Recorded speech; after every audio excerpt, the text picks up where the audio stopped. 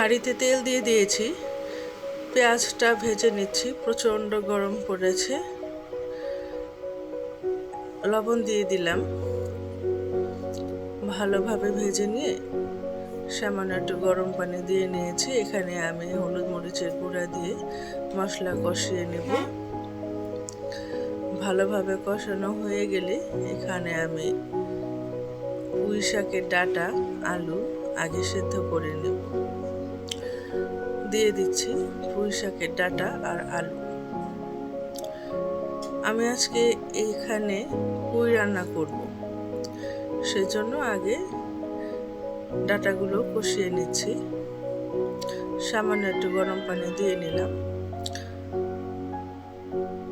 আপনাদেরকে আবারও স্বাগত জানাচ্ছি স্পাইসি কিচেন লাইফ চ্যানেলে। আরেকটি নতুন ব্লগ নিয়ে এসেছি আমি আপনাদের সামনে। আসসালামু আলাইকুম।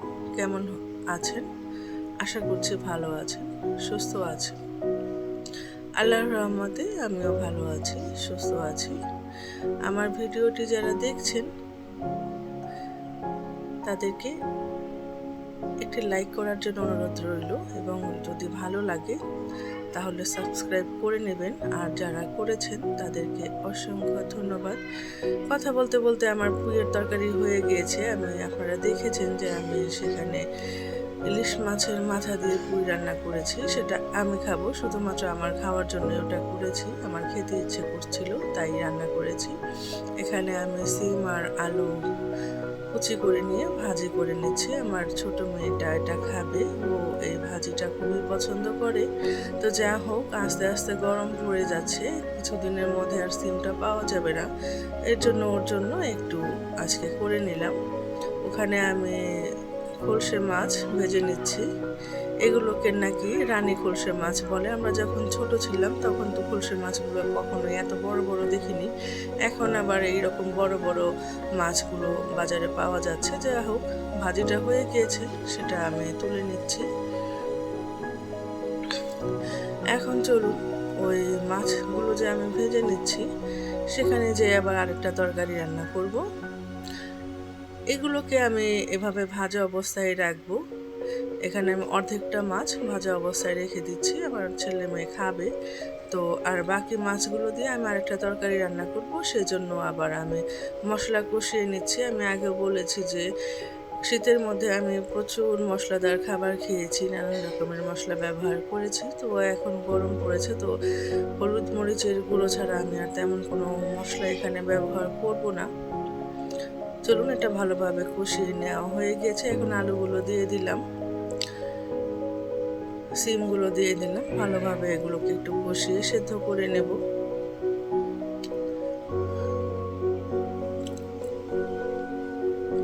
আমার ভিডিওটি যারা দেখছেন তারা দয়া করে স্কিপ করে দেখবেন না।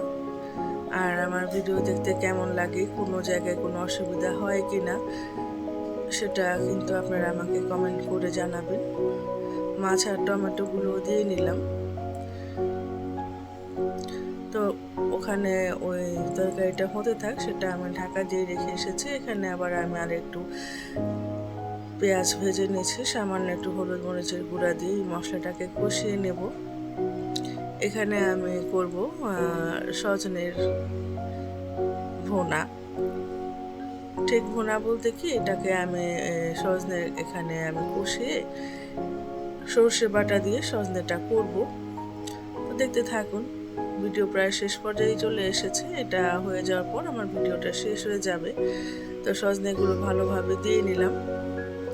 এটাকে আমাদের লোকাল ভাষায় কিন্তু সাজনা বলে, আমি বইয়ের ভাষাতেই বলছি সজনে।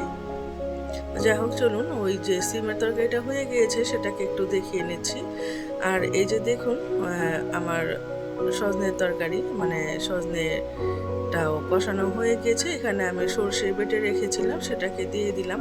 এটা অবশ্য তরকারি না বা ভুনাও না, এটাকে বলা যেতে পারে সজনে সর্ষের মাখামাখি, এটা বলা যেতে পারে। এটাই মানে পারফেক্ট হয় এই রেসিপিটার নাম। আপনারা কে কোন নামে ডাকবেন সেটা তো আর আমি বলতে পারবো না, এটা যার যার ইচ্ছা। এটা কিন্তু খেতে খুবই মজা হয়েছিল, খুবই সুস্বাদু হয়েছিল। তো যা হোক, ভিডিওটি দেখতে দেখতে শেষ পর্যায়ে চলে এসেছেন। আমার ভিডিওটি সম্পূর্ণভাবে দেখার জন্য ধন্যবাদ। খোদা হাফেজ।